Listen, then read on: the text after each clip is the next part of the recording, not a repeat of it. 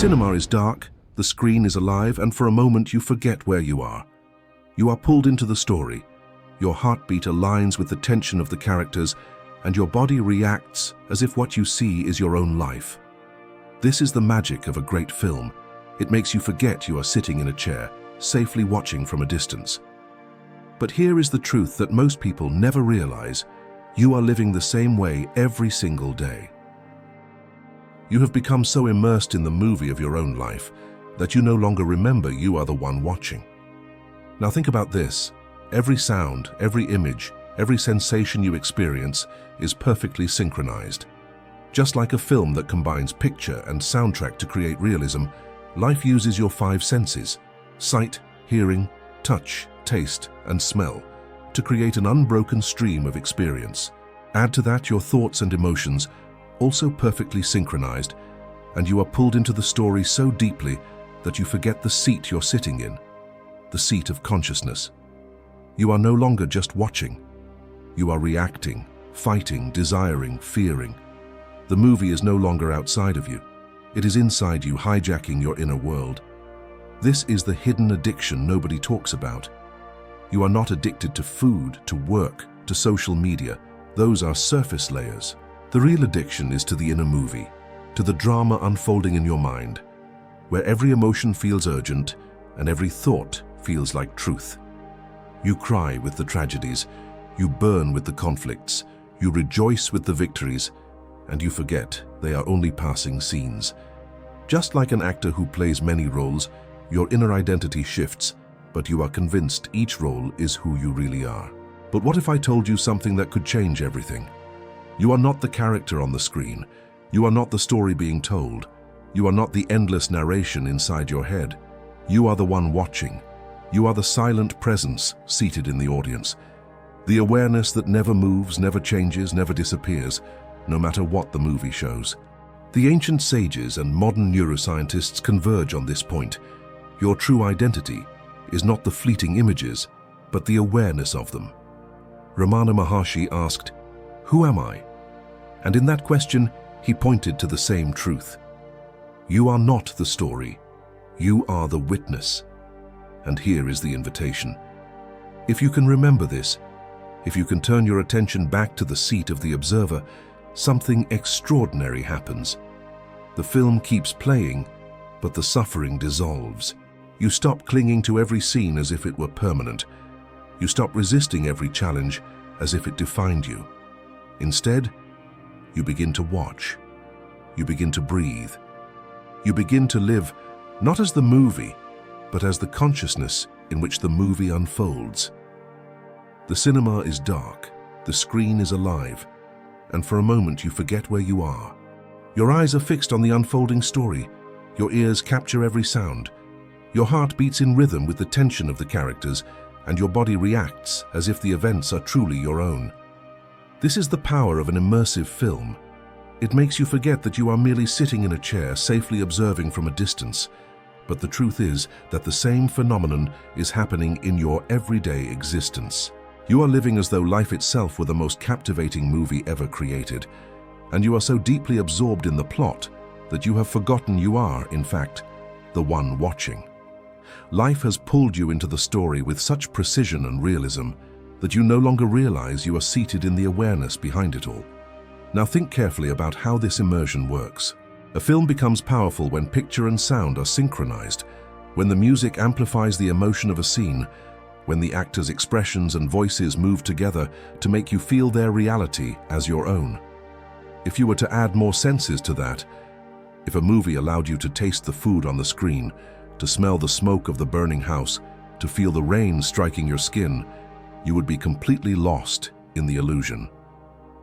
This is exactly what life does. Every second, your five senses are giving you perfectly timed input, binding together into one seamless flow of experience.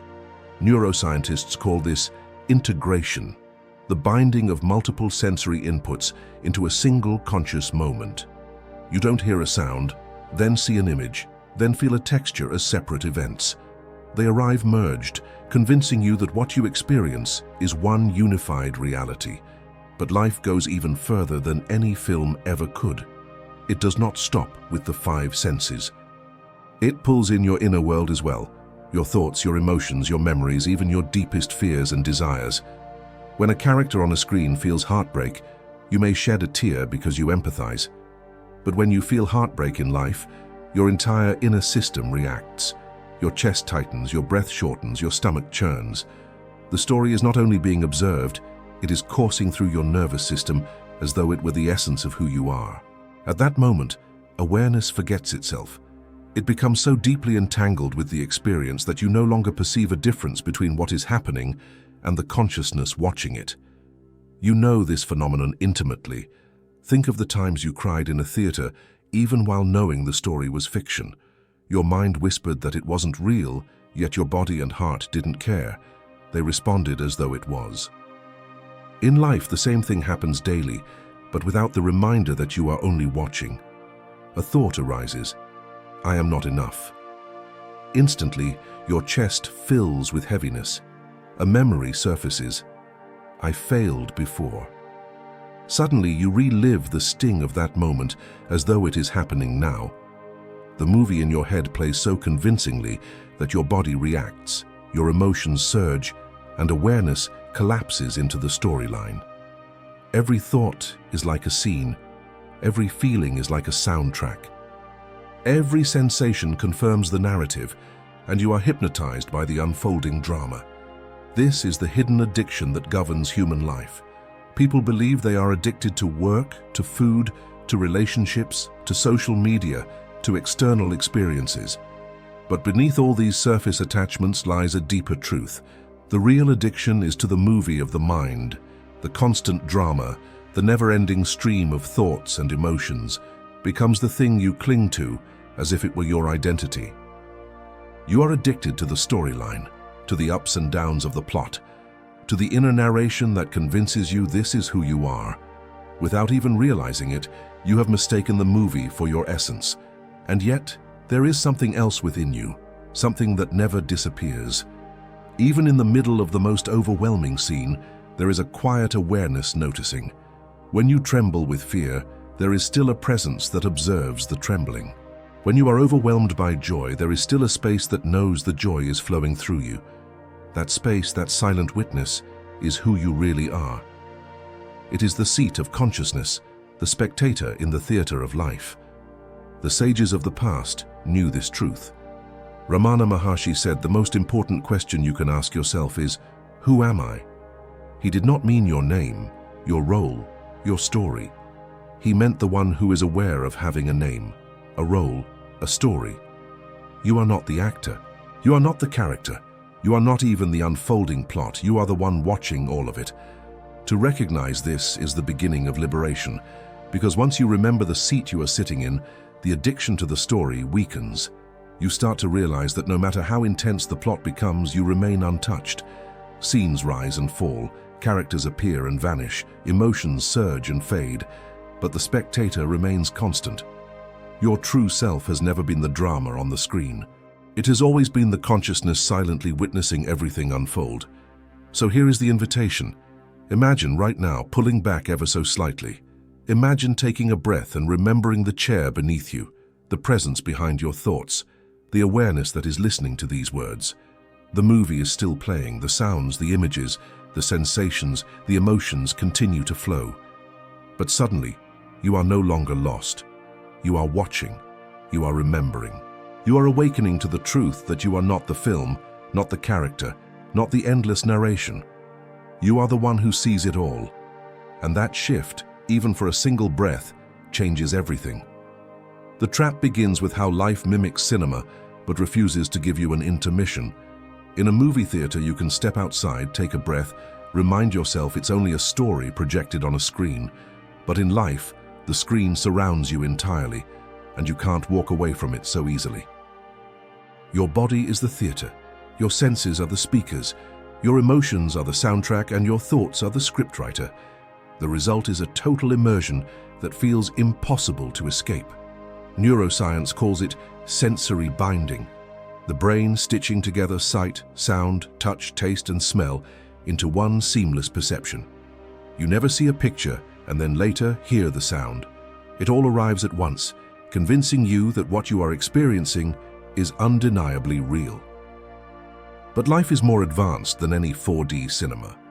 In addition to binding your senses into a unified stream, it fuses that input with your internal world. Your memories, expectations, inner dialogue, and emotions flow in perfect synchrony with the outer scene. You aren't just seeing a storm, you are remembering another time you felt afraid. You aren't just tasting a meal, you are reliving the comfort or guilt tied to food. The integration is flawless. It is so flawless that the observer, the consciousness seated behind all of this, vanishes into the story. You no longer notice that there is a difference between what is happening and the one who is aware of what is happening. Think of the last time you were completely carried away by a movie. The lights were off, the sound was immersive, the acting so convincing that your body reacted. A horror scene made your palms sweat, a love story made your chest warm, a tragedy brought tears to your eyes. Even though you knew it was fiction, your body did not care. Now imagine living every single day like this, but without the reminder that it is a performance. That is how human beings live. A single thought, I'm failing, I'll never make it, triggers the nervous system as if failure were already your reality. One memory, I was rejected before, pulls your chest into the same collapse you felt years ago. Your mind's stories play like scenes on a loop, and awareness is dragged into the role of actor instead of spectator. This is why life feels so overwhelming. The synchronization between what you sense and what you think is so tight that it hypnotizes you. You lose sight of the fact that you are not the storm of emotions, but the sky in which the storm appears. You forget that you are not the character of the story, but the audience watching. The ancient yogis described this as avidya, ignorance of the self. Modern psychology explains it as over-identification with the contents of consciousness. Both point to the same trap. You mistake what you perceive for who you are, and the cost is heavy. When you are trapped inside the movie, every scene feels permanent. Every emotion feels absolute. Every failure feels like the end of the story. You suffer because you believe the narrative unfolding is your entire identity. But just like in a cinema, there is always a subtle awareness whispering in the background, reminding you that you are watching. The problem is that you have learned to ignore it.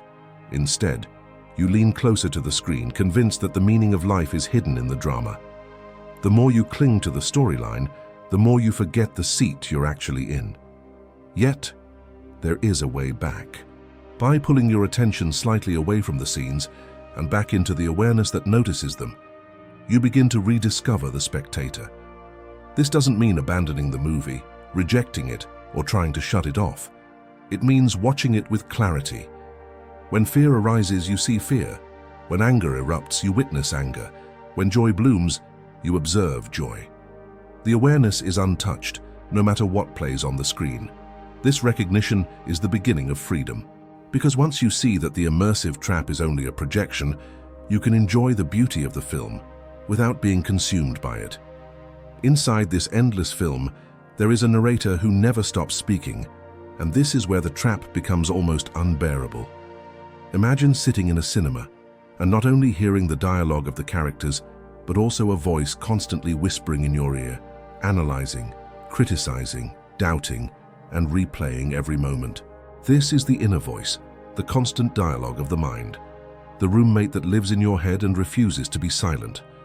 Sometimes it praises you, sometimes it condemns you, sometimes it argues with itself, taking both sides of the conversation.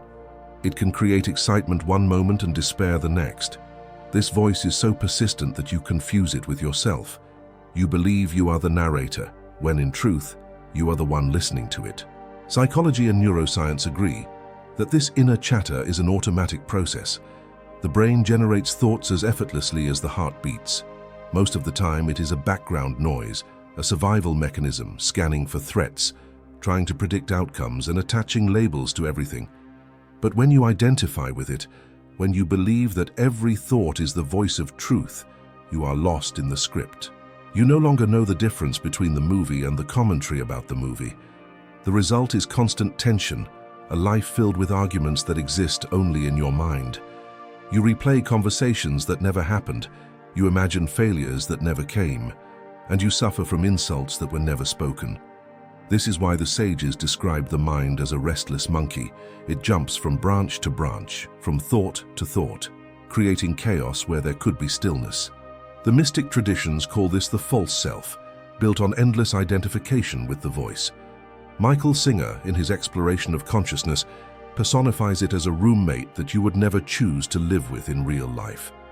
If someone sat beside you and repeated the things your mind says all day, you would quickly see how disturbed they were. And yet, because the voice is inside, you rarely question it. Instead, you let it dictate your emotions, shape your behavior, and tell you who you are. The power of this voice lies in its ability to create false solidity. Every time you feel lost or uncertain, the mind grabs onto a thought or a story, clinging to it as if it were a solid ground. I am this kind of person. I always fail. I will never be loved. These narratives become the pillars of a fragile house you call identity. But the solidity is an illusion. It is like trying to build a home on moving images projected on a screen. They change constantly, and yet you try to cling to them as though they were permanent. The tighter you hold on, the more fragile you feel, because deep down, you know the foundation is unstable. This is the addiction to the inner narrator. The voice gives you the illusion of control, of orientation, of being someone. But in reality, it keeps you trapped in cycles of fear, anger, and longing. You don't live freely. You live according to the commentary of a voice you never chose. This is why moments of silence, moments when the chatter briefly fades, feel so liberating. In those rare pauses, you glimpse the truth. The voice is not you, and you are not the chatter. You are the one aware of the chatter, the silent presence listening in the background.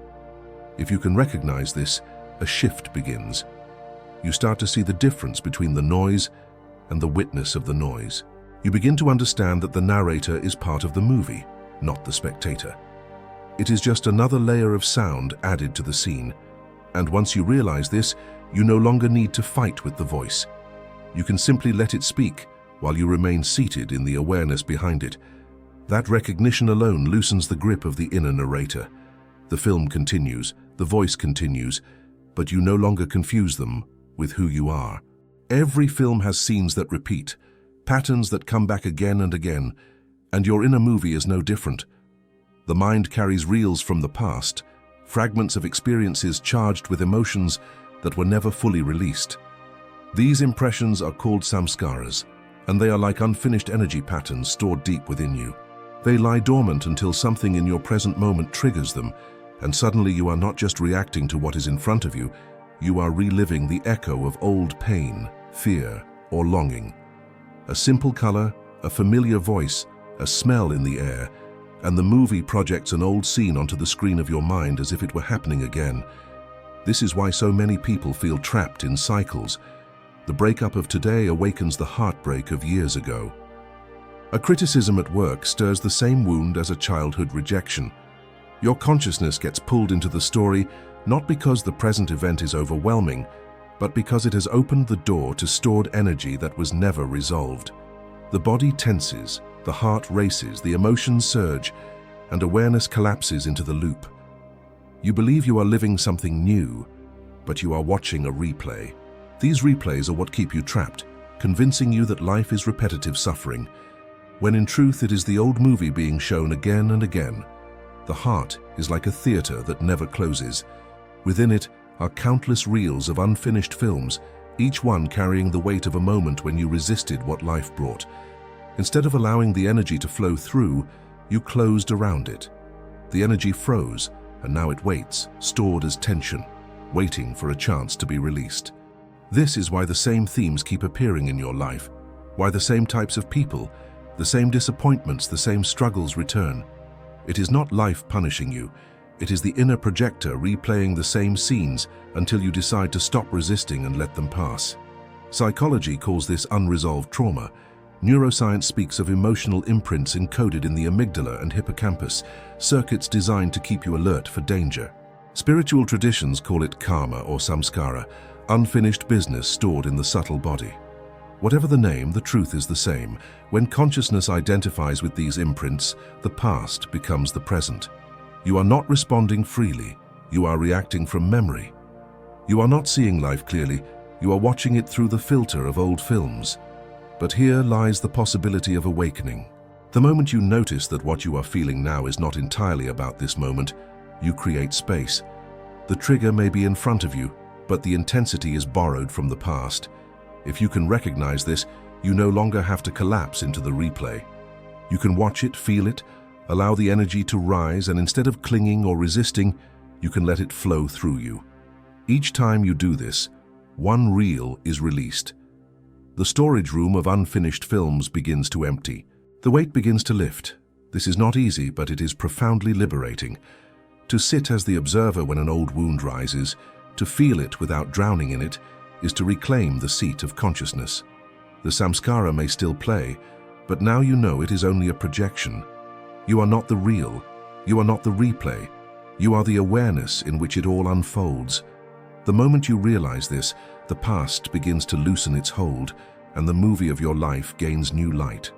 Because instead of endlessly repeating the same scenes, you start to experience the freedom of a new script, the script of awareness, not memory. Behind every scene, behind every emotion, behind every thought, there is something that doesn't move, something that doesn't come and go, something that never gets lost in the plot.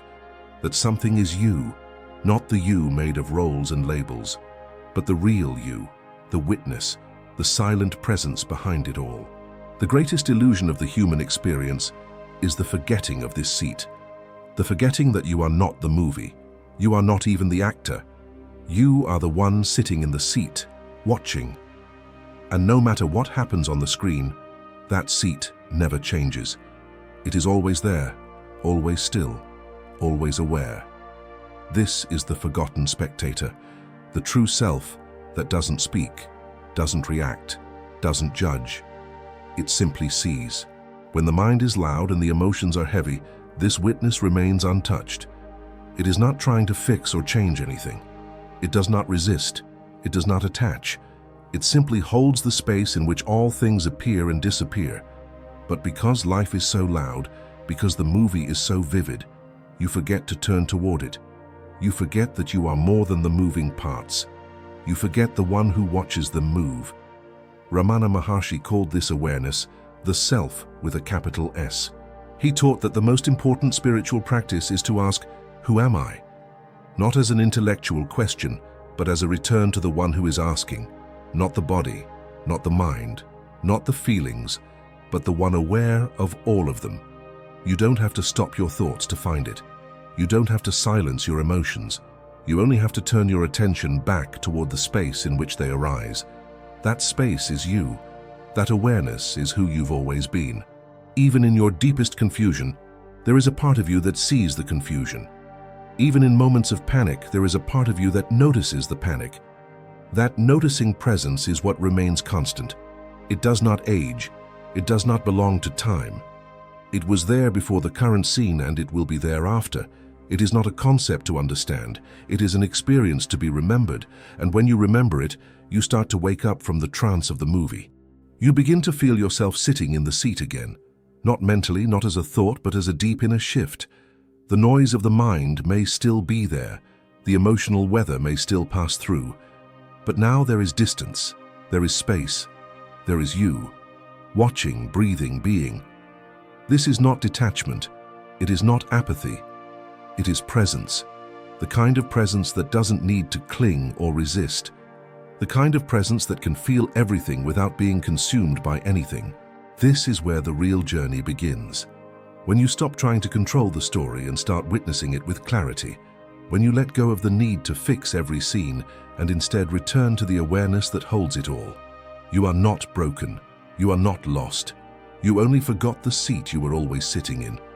And now in this very moment you can return to it. Not by escaping life, but by seeing through it. By remembering the only part of you that never changes. You are the one who sees. The one who remains when the thoughts fade, when the emotions settle, when the screen goes dark. You are the stillness behind the movement, the silence beneath the sound, the space in which all of this appears. And once you remember that, once you anchor yourself in the seat of the observer, the movie of life begins to look very different. It becomes something to witness, something to explore, but not something to define you.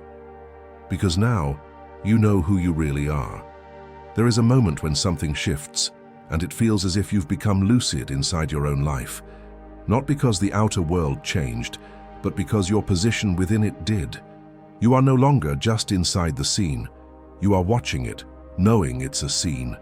You are still feeling, still thinking, still breathing, but now something is different. You are aware that you are aware.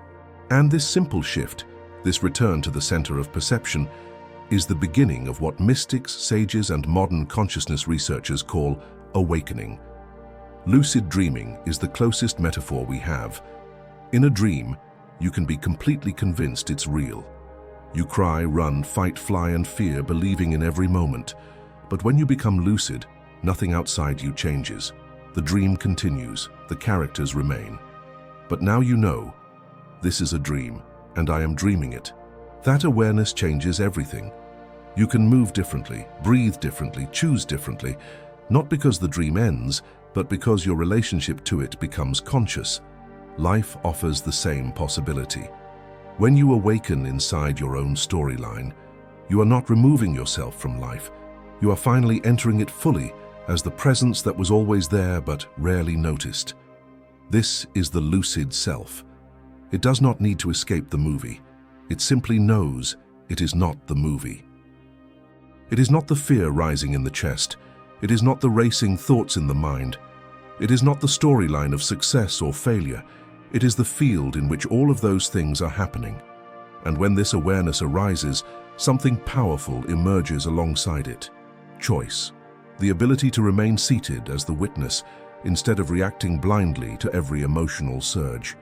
The ability to breathe into the moment instead of collapsing into the memory. Spiritual traditions across the world have always pointed to this moment.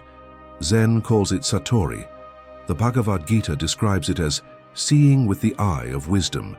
In neuroscience, it might be called metacognition, the capacity to observe your own thoughts and emotions without being trapped inside them. Whatever name we give it, the experience is the same. You wake up inside the pattern. You stop being the automatic product of your past. You stop playing the same role in the same film. You become the one who sees it all and can now live from a new space of clarity and presence. This is not a grand mystical event. It is quiet, gentle, and often deeply ordinary. You are washing dishes and suddenly realize you are watching the thoughts float by without attaching to them. You're in the middle of an argument and suddenly feel a moment of spaciousness between your reaction and your words. That is awareness waking up. That is consciousness remembering itself. These moments are small, but they are revolutionary. Because in them you are no longer fully hypnotized by the movie. You've become aware of the screen behind it. And once you've touched this awareness, you cannot unsee it. You may still fall into the story. You may still be swept away by emotion or thought, but something inside you now knows the way back.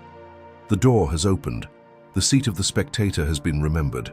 And even if you forget it 1,000 more times, you will also remember it again and again because it is who you truly are.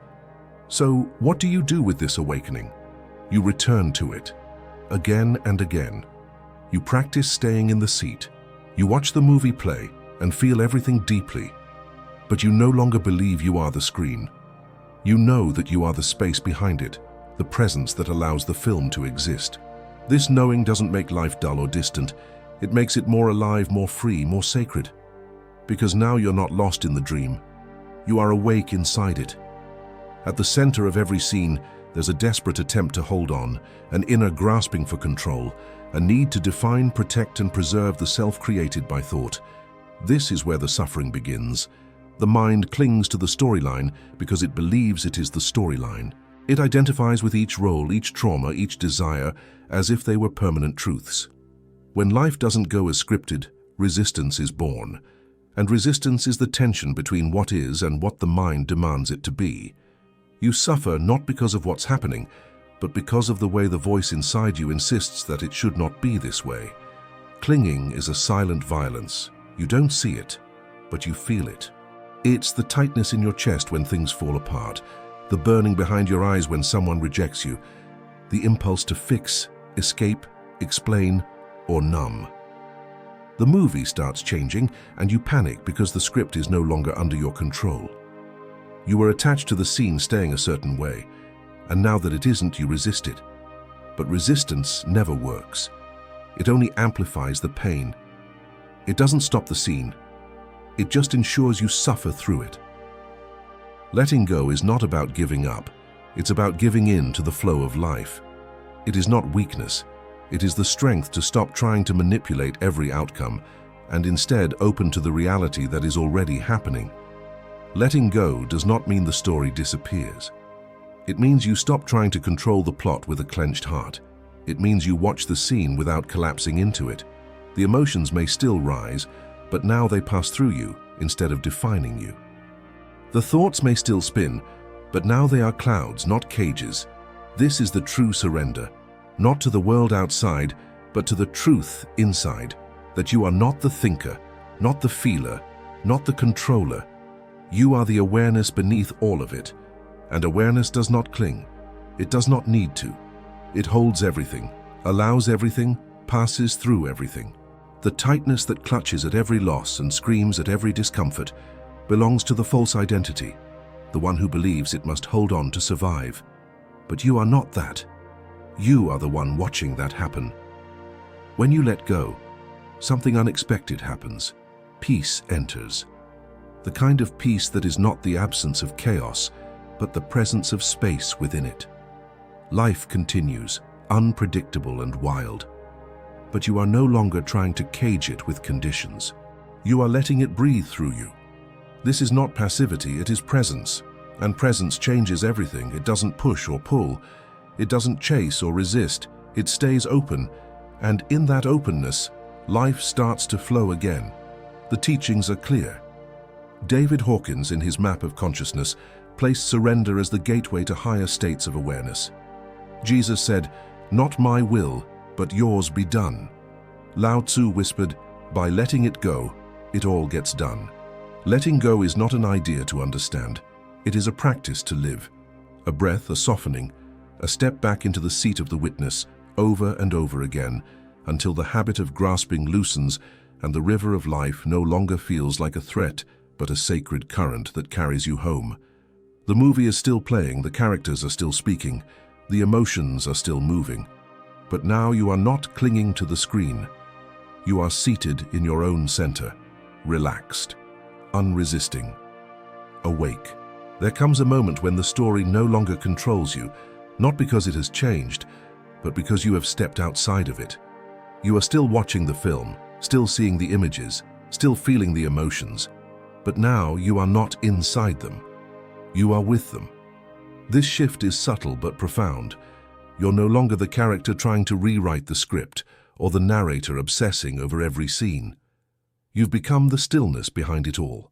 And for the first time you realize life was never about controlling the movie.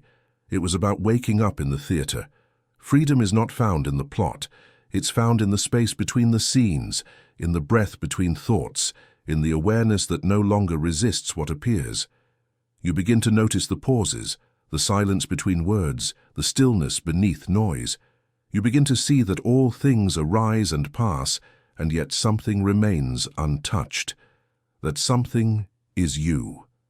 Not the name, not the face, not the personality stitched together by memory, but the one who sees, the one who has always seen. This is untethered consciousness. It is not floating above life in detachment. It is being rooted so deeply in presence that nothing can shake you. You feel sadness and it passes through like a wave. You feel joy and it dances without demand. You feel loss, and even as the pain arises, there is space around it. You are no longer entangled in every surge of emotion. You are not resisting.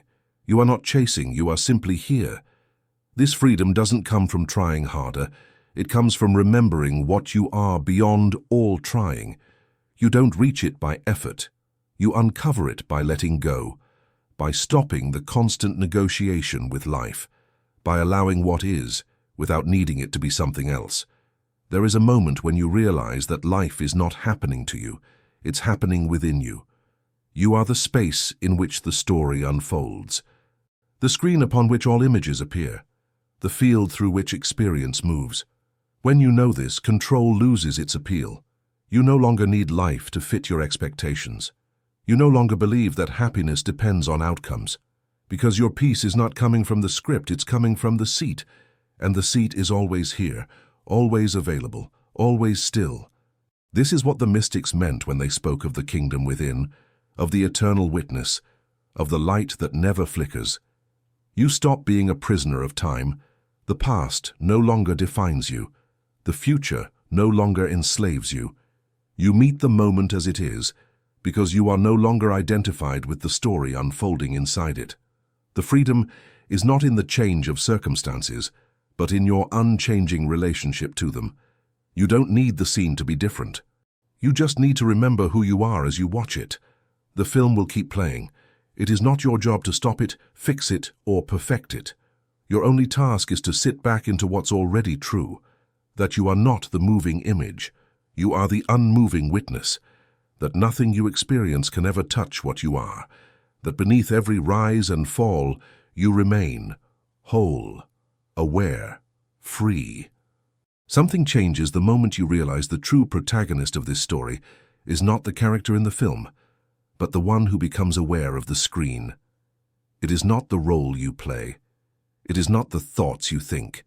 It is not the emotional soundtrack echoing through your chest.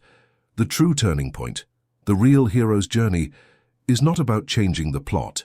It's about changing your point of contact with life. The moment you begin to live from the seat of awareness, instead of from the reactive mind, you become the protagonist of presence, not of performance, but of perception. This is not a passive witnessing. It's a deeply engaged, alert, embodied presence. You're not numbing yourself or stepping back to avoid life. You're stepping into it fully, but from a different center, from clarity, from spaciousness, from choice. You see a thought arise, but you don't have to believe it. You feel anger surge, but you don't have to obey it. You feel fear, but you are no longer paralyzed by it. There's a breath between stimulus and response, and in that breath, there's power. There's freedom. That's how you reclaim authorship, not of the external script, but of your inner state. You begin to direct your attention, to guard your inner space, to pause and observe before reacting. And with each pause, you weaken the hold of the old program. You stop feeding the habitual loops that once controlled your life. The story may continue, but now you are rewriting the way you relate to it. You are no longer being written. You are writing from presence. There are practices that support this shift. Not dramatic rituals or complex methods, but simple moments of returning. You pause. You notice the breath. You observe the voice in your head without following it. You feel the wave of emotion rise and fall without grabbing it or pushing it away. You ask one question, not to analyze, but to return. Who is aware of this? Not to find an answer, but to turn the light back toward the source. Each time you do, you strengthen the seat of the observer. Each time you remember, you return to yourself. Presence is not something you achieve, it is something you remember. Again and again. It is not an event, it is a return.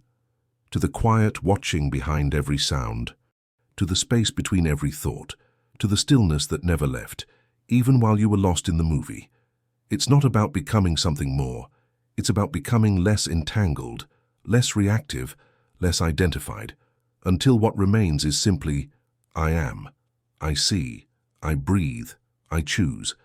And this choice is the greatest power you have.